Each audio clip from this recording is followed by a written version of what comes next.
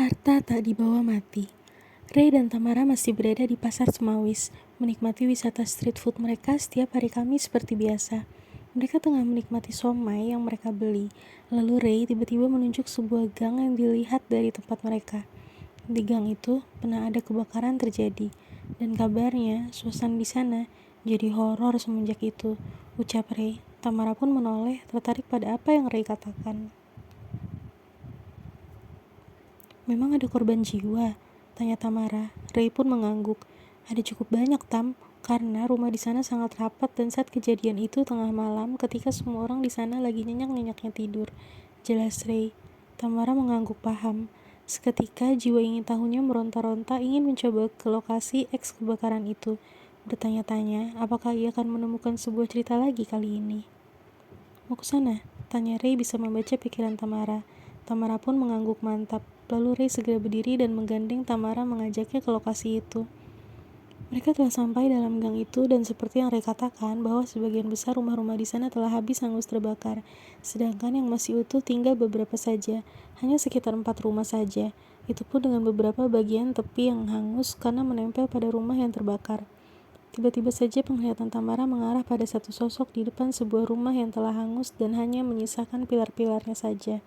Tampaklah laki-laki muda berusia sekitar 30 tahun, mengenakan setelan kerja, kemeja dan celana panjang dengan warna senada yaitu biru muda.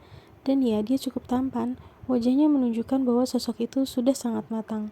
Tamara pun menghampiri sosok itu. Sosok itu menatapnya dengan tatapan jutek.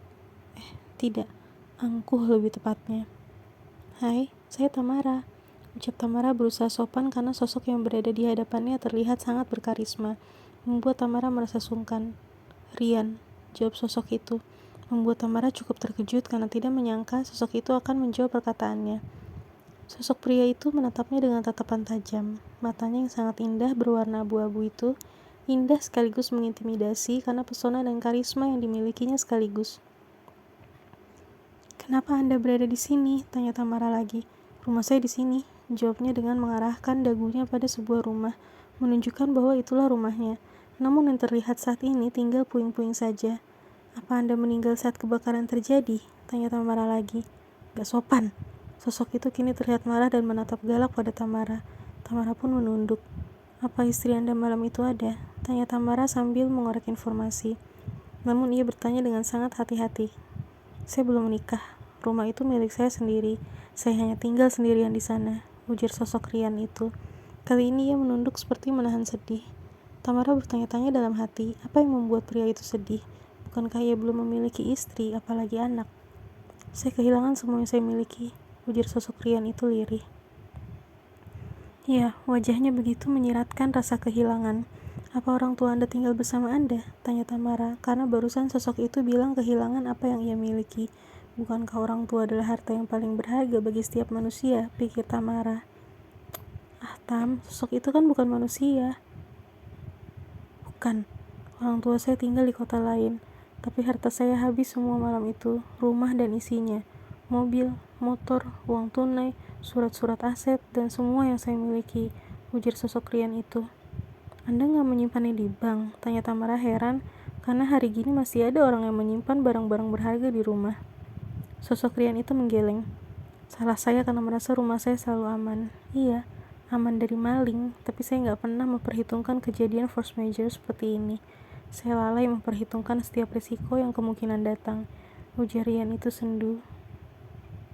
Dan sekarang kenapa Anda masih di sini? Tanya Tamara lagi. Ia memejamkan matanya bersiap-siap dibentak jika pertanyaannya membuat Rian menjadi tidak berkenan dan marah padanya.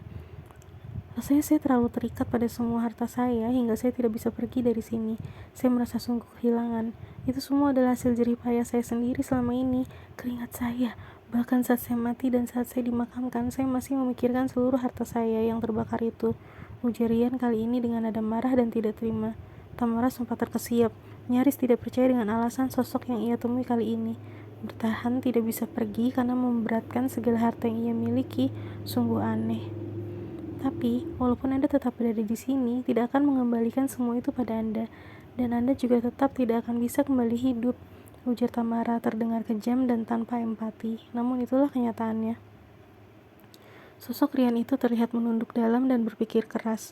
Ia sedang merenungi apa saja yang ia lakukan semasa ia hidup. Semasa hidup, saya seringkali lupa bersyukur. Saya merasa bahwa semua yang berhasil saya raih adalah pencapaian saya sendiri. Saya lupa bahwa ada campur tangan Tuhan di sana. Maka penantian Anda ini sia-sia. Mengapa Anda nggak berusaha merelakan semuanya agar Anda bisa beristirahat dengan damai di rumah Tuhan? Tanya Tamara. Sosok Rian itu menggeleng. Apa aku pantas? Tanyanya lirih kini.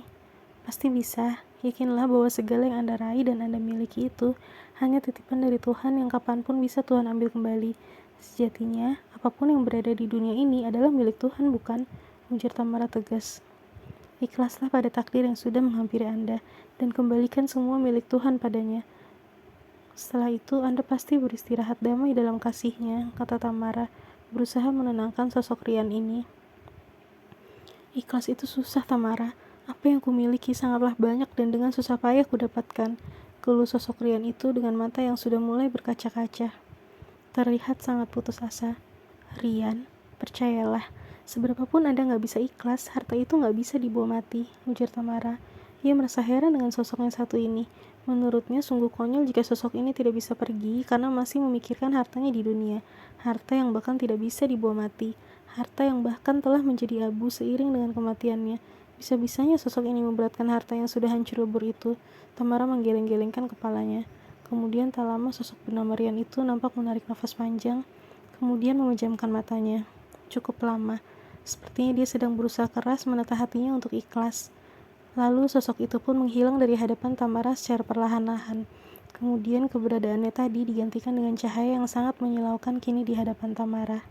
Selamat jalan, Rian.